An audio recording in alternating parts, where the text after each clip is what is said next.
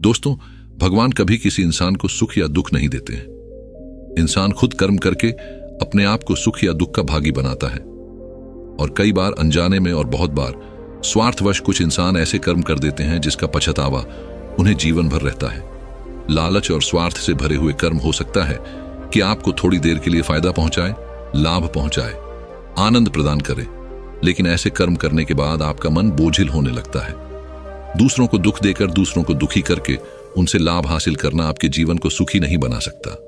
सुखी रहने के लिए यह जरूरी है कि हम दूसरों को भी सुख पहुंचाएं, क्योंकि जिस प्रकार के कर्म हम करते हैं वही कर्म लौटकर वापस हमारी जिंदगी में आते हैं। सभी शिष्य अपने गुरु के इस उपदेश को बड़े ध्यानपूर्वक सुन रहे थे। एक शिष्य ने यह उपदेश सुनने के बाद अपने गुरु से सवाल किया कि गुरुदेव, हमारे आश्रम में बहुत सारे मच्छर हैं। जब हम रात को सोने की कोशिश करते हैं तो यही मच्छर हमें परेशान करते रहते हैं, तो मजबूरी वर्ष इन मच्छरों को हमें मारना ही पड़ता है। उसी प्रकार अपनी फसल की देखभाल करने के लिए एक किसान को अपनी फसल को जानवरों से बचाकर रखना होता है, या फिर एक सेठ को अच्छे से काम करने के लिए अपने कारीगरों से अच्छे तरीके से काम लेना पड़ता है। इसीलिए उसे कभी कभी उन्हें डांट फटकार भी लगानी पड़ती है, जिससे उनका मन दुखी होता है। गुरुदेव, मैं आपसे यह पूछना चाहता हूं कि अच्छा और बुरा कर्म क्या होता है, क्योंकि अगर हम मच्छरों को नहीं मारेंगे, दूर नहीं भगाएंगे, तो वह हमें सोने ही नहीं देंगे। उसी प्रकार कुछ जानवर ऐसे होते हैं जिनसे इंसान को भी खतरा होता है। अगर इंसान उनको नहीं मारेगा तो वह इंसान को मार डालेंगे। गुरु ने मुस्कुराते हुए एक पेड़ की तरफ इशारा किया, जिस पर बहुत सारे कांटे उगे हुए थे। सभी शिष्यों को समझाते हुए कहना शुरू किया कि इस पेड़ को ध्यान से देखो, तुम्हें क्या दिखाई दे रहा है। एक शिष्य ने कहा कि गुरुदेव, पेड़ बहुत बड़ा है। तो दूसरे शिष्य ने कहा कि गुरुदेव, पेड़ पर बहुत अच्छे फल लगते हैं। तीसरे शिष्य ने कहा कि गुरुदेव, पेड़ की छांव बहुत अच्छी है। एक और शिष्य ने बिल्कुल ही अलग जवाब दिया। उसने कहा कि गुरुदेव, इस पेड़ की लकड़ी बहुत महंगी है, बाजार में अच्छी कीमत मिलती है। इस पेड़ की गुरु ने सभी शिष्यों से सवाल किया कि मान लीजिए कोई लक्कड़हारा इस पेड़ की लकड़ी काटने के लिए आता है और उसे कांटा लग जाता है, तो क्या इस पेड़ ने कोई गलती की? क्या इस पेड़ का वह बुरा कर्म कहलाएगा? गुरु ने सभी को समझाते हुए कहना शुरू किया कि प्रकृति इन पेड़ पौधों को भी ताकत देती है।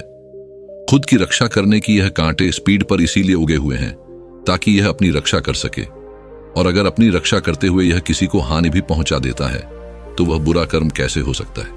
क्योंकि इसका सर्वप्रथम कर्तव्य यही है कि पहले वह खुद की रक्षा करें, क्योंकि जब यह खुद की रक्षा कर पाएगा तभी तो दूसरों को फल प्रदान कर पाएगा। इसीलिए खुद की रक्षा के लिए किया हुआ कर्म कभी भी बुरा कर्म नहीं होता है। गुरु ने कहा कि जीवन एक द्वंद्व है। यहां पर अच्छा कर्म और बुरा कर्म इतना साफ नहीं होता है।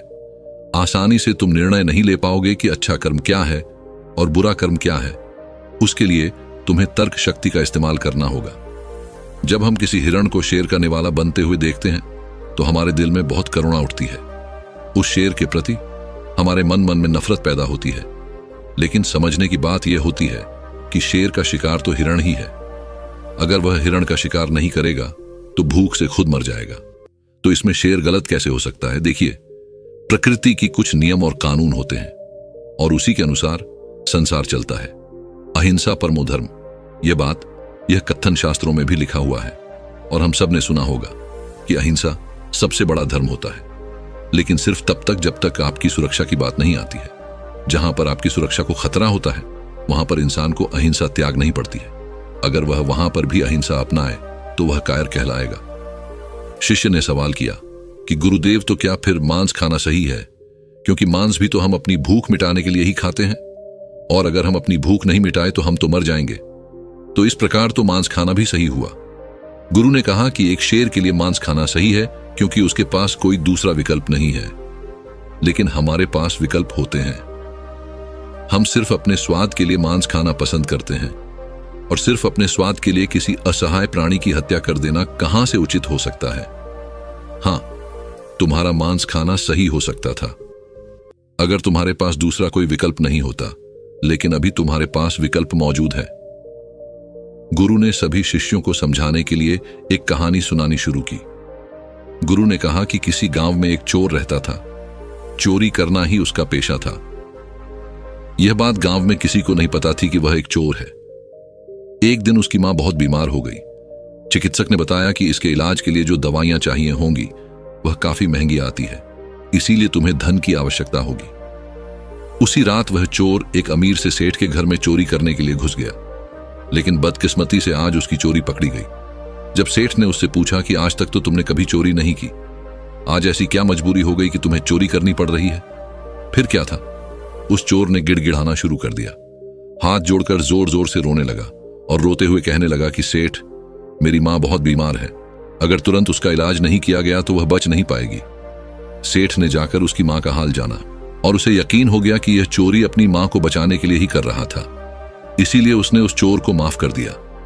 गुरु ने सभी शिष्यों को समझाया कि हम सब अपने जीवन में यही तो करते हैं, गलत कर्म हम हमेशा करते रहते हैं, लेकिन जिस दिन हमारा गलत कर्म पकड़ा जाता है तो हमारे पास कोई ना कोई बहाना तैयार होता है कि इस मजबूरी में मुझे यह कर्म करना पड़ रहा है। जिस प्रकार तुमने मच्छरों को मारने की बात कही है, तुम दूसरा विकल्प भी चुन सकते थे। तुम सोते वक्त कोई मच्छरदानी प्रयोग कर सकते थे, जिससे तुम मच्छरों से बचे भी रह सकते थे और तुम्हें मच्छरों की हत्या भी नहीं करनी पड़ती। अगर सही तरीके से बुद्धि का प्रयोग किया जाए तो तुम्हें कभी गलत कर्म करने ही नहीं पड़ेंगे। तुम्हें हिंसा करने की जरूरत ही महसूस नहीं होगी। शेर एक जानवर होता है, उसके पास बुद्धि बल नहीं होता और ना ही उसके पास संसाधन होते हैं, इसीलिए उसकी मजबूरी हो जाती है हिरण को मारकर खाना। लेकिन हम इंसानों के पास बुद्धि बल भी होता है और संसाधन भी होते हैं, और उसके बावजूद अगर हम गलत कर्म करते हैं तो उसके लिए कोई तर्क, कोई बहाना उस गलत कर्म को अच्छे कर्म में बदल नहीं सकता है। एक सेठ अपने कारीगरों से प्रेम से भी काम ले सकता है, लेकिन अहंकार वर्ष अपने सत्ता को स्थापित करने के लिए वह अपने कारीगरों को डांटता और फटकार रहता है, अपने आप को ऊंचा और उनको नीचा दिखाने का प्रयास करता रहता है, और फिर यह तर्क भी दे देता है कि मेरी मजबूरी है, यह करना कौन चाहता है, मेरा तो यही कर्म है, अगर मैं इसे ही अच्छे तरीके से नहीं करूंगा तो परमात्मा बुरा मान जाएगा। गुरु ने सभी शिष्यों को समझाया कि कभी भी अपनी गलत कर्म को सही साबित करने का प्रयास मत करो, यह अहंकार का रूप होता है। आपका अहंकार जो होता है वही गलत का कर्म को सही साबित करना चाहता है। वह सोचता है कि मैं गलत कैसे हो सकता हूं, और यहीं पर आप अपने अहंकार को बढ़ावा देते चले जाते हैं। अगर कोई गलती हुई है तो उसे स्वीकार करो। जब तुम किसी गलती को अपने मन से स्वीकार कर लेते हो तो वह गलती भविष्य में दोहराई नहीं जाती है। एक शिष्य ने गुरु से सवाल किया कि गुरुदेव, अगर किसी से अतीत में गलत कर्म हुए हैं, गलतियां हुई हैं, तो उन गलतियों को कैसे ठीक किया जा सकता है? कृपया इस पर प्रकाश डालें। गुरु ने कहा कि सबसे पहले तो ऐसे इंसान जो खुद की गलतियों को स्वीकार कर लेते हैं वह बहादुर होते हैं, क्योंकि हर एक इंसान अपनी गलती को स्वीकार नहीं कर पाता। और अगली बात समझने की यह होती है कि इंसान गलतियों का पुतला ही होता है। अगर इंसान गलती नहीं करेगा तो उसका विकास कैसे होगा? गलतियां कर करके ही इंसान गलतियों से पार हो जाता है। अगर एक बार कोई गलती हो गई है तो वह माफ की जा सकती है, लेकिन बार बार कोई गलती कर रहा है तो वह आदमी मूर्ख होता है। ऐसा इंसान बेहोशी में अपना जीवन जी रहा है और उसका विनाश निश्चित है। गलतियां करो, लेकिन हर बार नई गलती करो। पुरानी गलती को मत दोहराओ, उसी से तुम्हारा विकास हो सकता है। गलतियों से जीवन में अनुभव जुड़ते जाते हैं, और जितना अनुभवी एक इंसान होता जाता है उसकी बुद्धि उतनी ही तेज होती जाती है।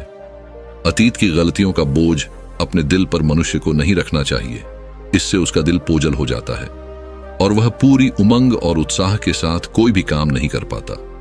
जब भी वह कोई नया काम शुरू करने की कोशिश करेगा, तुम वही गलतियां उसके सामने आकर फिर से खड़ी हो जाएंगी और वह कोई भी नया काम शुरू नहीं कर पाएगा।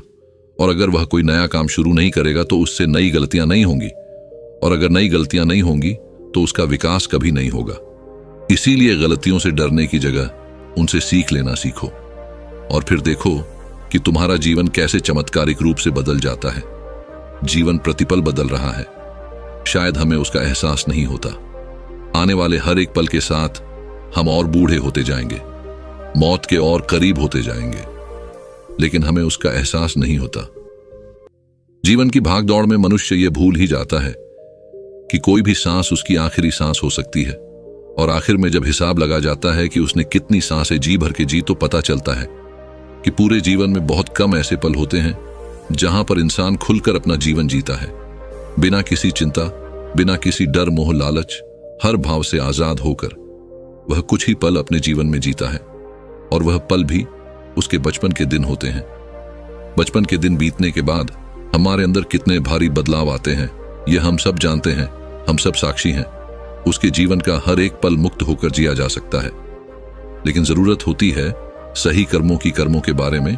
सही ज्ञान होने पर आदमी के अंदर के द्वंद्व खत्म हो जाते हैं, और जब द्वंद्व खत्म होते हैं तब शंका मिटती है, और शंका मिटने के बाद इंसान का एक नया जन्म होता है। आज तक हम शंका यानी कि संशय में ही तो जीते आए हैं। यह खरीदूंगा चीज में हमारे दो पहलू होते हैं। हर विचार हमारा बटा हुआ होता है, इसीलिए हम कोई भी निर्णय पूरे मन से नहीं ले पाते। हर निर्णय आधा अधूरा रहता है, और इसीलिए हमें अपने जीवन में कभी सफलता नहीं मिल पाती। लेकिन एक बार अगर आपको समझ में आ जाए कि क्या सही है क्या गलत है, तो आपके मन में से सारा संशोधन और वह संशय दूर होने के बाद सफल होने से कोई नहीं रोक सकता। आपको अपने विवेक का इस्तेमाल करना सीखिए, बुद्धि का उच्चतम प्रयोग करें, तभी आपको पता चलेगा कि क्या सही है क्या गलत है। हर समय सही और गलत का निर्णय इतना आसान नहीं होता है, क्योंकि असल दुनिया में सब कुछ इतना साफ साफ नहीं होता।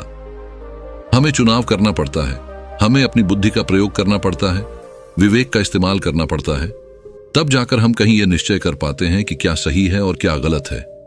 और यकीन मानिए, अगर आपने सही कर्मों की धारा पकड़ ली तो आपका जीवन धन्य हो जाएगा, क्योंकि जीवन में जो करने योग्य होता है वह सही कर्म होता है।